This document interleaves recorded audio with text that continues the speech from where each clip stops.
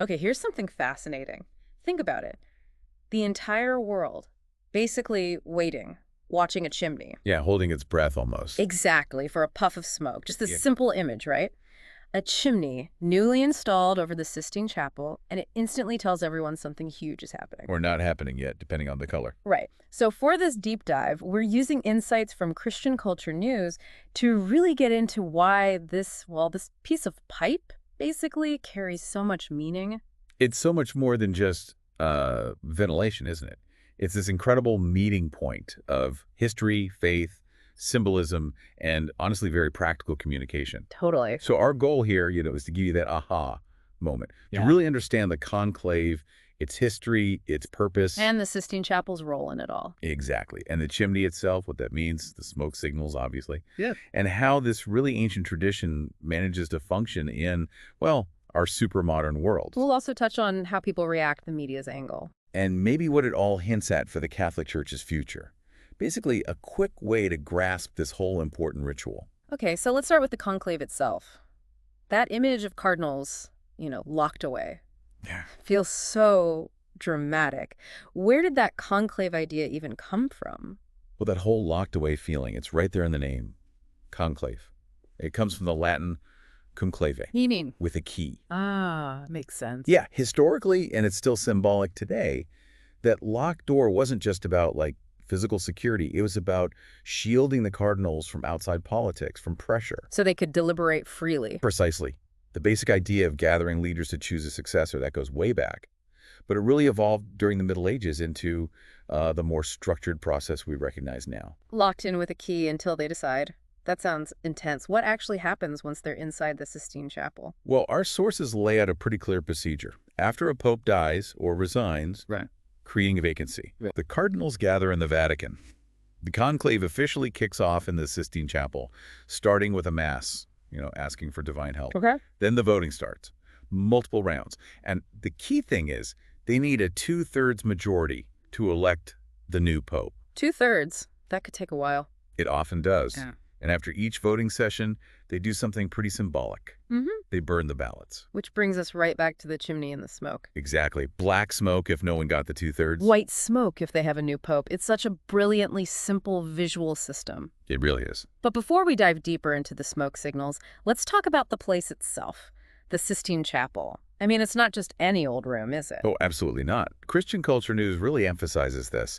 It's a total masterpiece of Renaissance art and architecture right there in Vatican City. Commissioned by Pope Sixtus V, wasn't it? Way back. That's right, 1473. It was meant for papal functions, liturgical ceremonies, hence the name Sistine Chapel. And the design. Renaissance design by Baccio Pontelli. It kind of blends Gothic and classical styles beautifully. But yeah, beyond the architecture, its role in papal conclaves is just central. Think about it, for hundreds of years. That room has seen these incredibly important elections, major state events. And the art. It's hard to Right. even imagine making such a huge decision surrounded by that. It's overwhelming, isn't it? Yeah. You've got Michelangelo's ceiling. Yeah. Everyone knows those Genesis scenes, like the creation of Adam. Iconic. Totally. And then on the altar wall, you have his Last Judgment. Equally intense. Wow. And it's not just Michelangelo. There are works by Botticelli, Perugino. So imagine being a lector, surrounded by these scenes of creation, judgment. It's got to be a constant reminder of the spiritual weight of their decision. Yeah, heavy responsibility. So it has this dual legacy, right? Wow. Sacred place of worship, but also this pinnacle of artistic achievement that draws people from all over the world. Okay, so into this space, filled with history and incredible art, they put up this chimney, a relatively modern piece of kit. Not exactly Renaissance art. What's the real significance of this specific installation? Well, its main job, as the source points out, is pretty straightforward. It's the communication hub during the conclave. The smoke signal broadcaster. Exactly. Signaling the result. White smoke, new pope. Black smoke, try again. Simple. But the article also notes that the design itself was done carefully to respect the Vatican's architecture. So it doesn't look totally out of place. Right. It's about blending modern engineering with that traditional look. Make sure it worked reliably today, but still feels right. And in our world of instant news, Twitter feeds, everything happening now, that physical signal feels almost more important for immediate clarity, doesn't it? I think so, yeah. In a world flooded with digital noise, the smoke is immediate.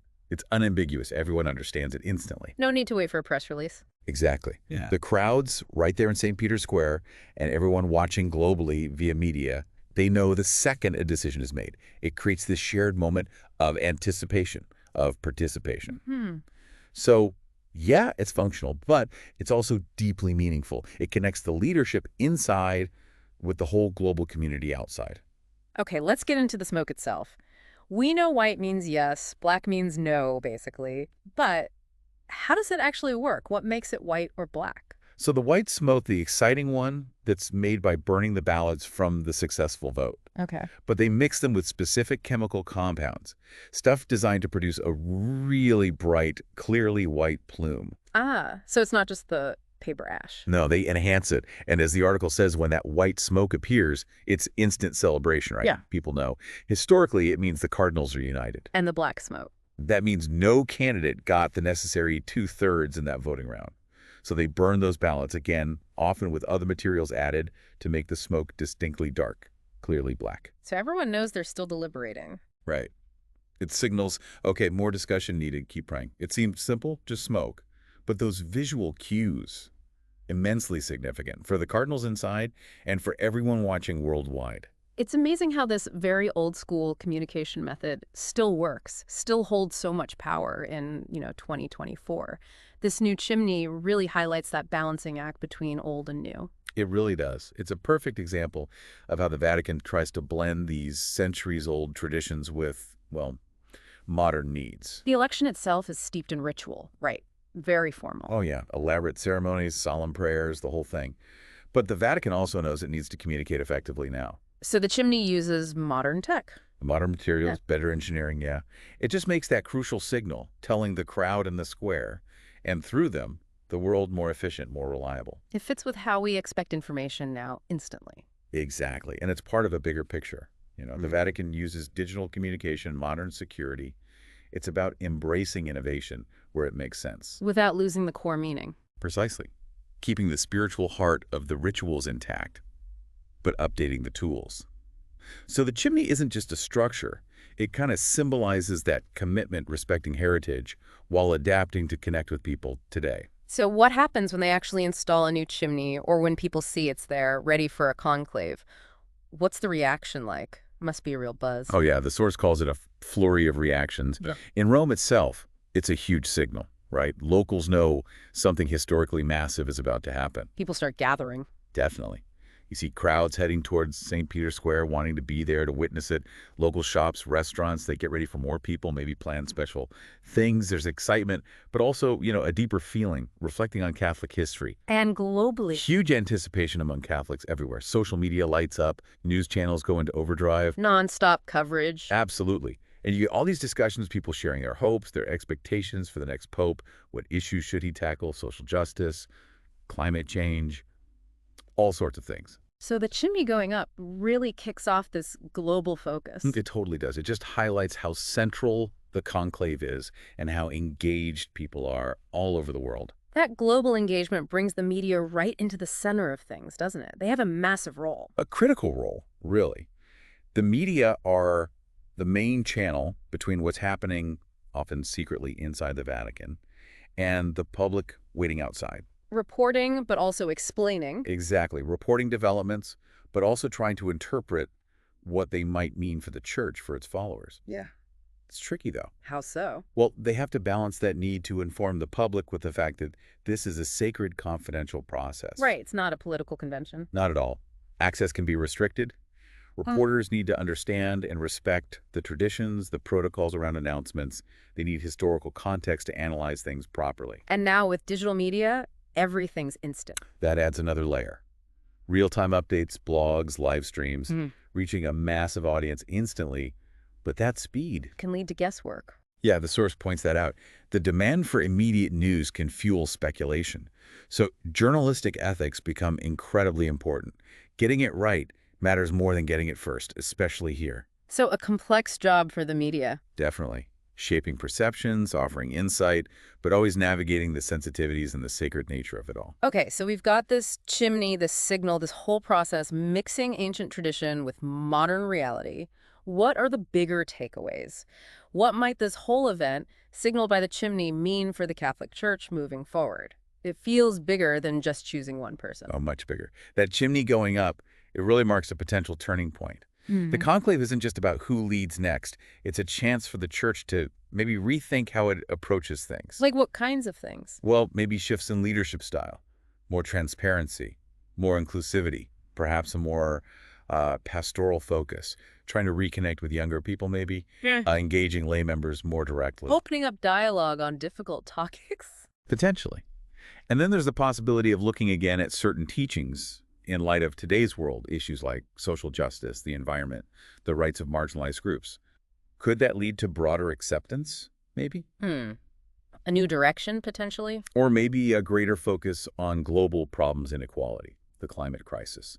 A new pope could really amplify the church's voice on those issues, enhancing its moral standing. So the choice made behind those doors, announced by that smoke, could genuinely set the church's course for years, even decades. Absolutely. The implications are huge. It could really reshape things doctrinally, practically, ultimately affecting its relevance in the world today. So when we see that chimney over the Sistine Chapel, it's clearly way more than just functional. It's packed with symbolism. Totally packed. It's this powerful symbol of tradition, yes, but also faith, and crucially, communication during the conclave. Its main job is the smoke signal. Right, but that simple signal creates this incredible bridge between the Vatican and Catholics everywhere. White or black smoke, it captures the tension inside, and then the clarity of the outcome. It turns a private vote into a public moment. Exactly. A shared global experience of waiting, hoping, and then either continued waiting or shared celebration. The smoke itself seems to carry the prayers and hopes of millions. It's this real, tangible link, So much history and ritual wrapped up in one simple structure. far more than just an announcement system. It really embodies the whole papal election tradition. So wrapping up this deep dive, that chimney really stands for this fascinating mix. Deep tradition, essential communication, and the ongoing story of the Catholic Church navigating the future. Well said. It highlights how powerful symbols can be, and the Church's need, its commitment really, to stay connected with its global flock in a world that keeps changing so fast. And that leaves us with something to think about. In our digital world, where everything seems instant and virtual, why do physical symbols like this chimney still have such a strong grip on us? How do they manage to create such deep meaning and connection across huge, diverse groups of people? And maybe, what other modern chimneys are out there in other areas of life? Those simple visual cues that tell a whole story instantly.